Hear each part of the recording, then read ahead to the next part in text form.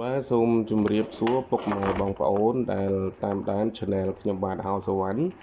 ហើយអ្នកដែលមានជំនឿលើវត្ថុស័ក្តិសិទ្ធិណាបាទនេះផងដែរគឺជាខ្នាយណាខ្ញុំគាត់ថាវាជាខ្នាយក្រៅស្រុកទេនេះប៉ុន្តែគាត់ថាខ្នាយនេះបើបានមកខ្ញុំនឹងមកដាក់ដើមចេកទៅវាអត់លូតណាខ្នាយក្រៅស្រុកមែនប៉ុន្តែក៏មានខ្នាយខ្លះខ្លាំងដែរណាវាមិនមែនតែចាំបាច់តែខ្នាយក្នុងស្រុកយើងសិតតែប្រកែទេសិតតែខ្លាំងទេខ្នាយខ្លះនៅក្រៅស្រុកក៏វាខ្លាំងដែរថ្ងៃនេះខ្ញុំសាហើយដាក់ដើមចេកគឺ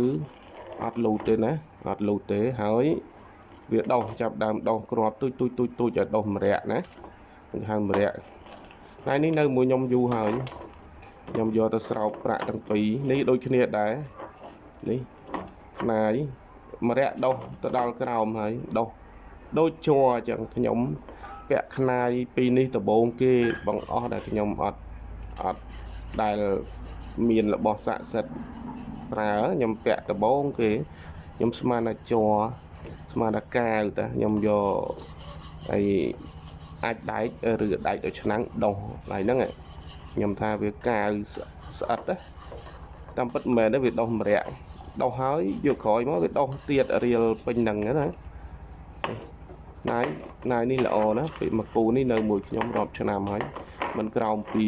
10ឆ្នាំទេ10ឆ្នាំជាងទេព្រោះនៅយូរហើយ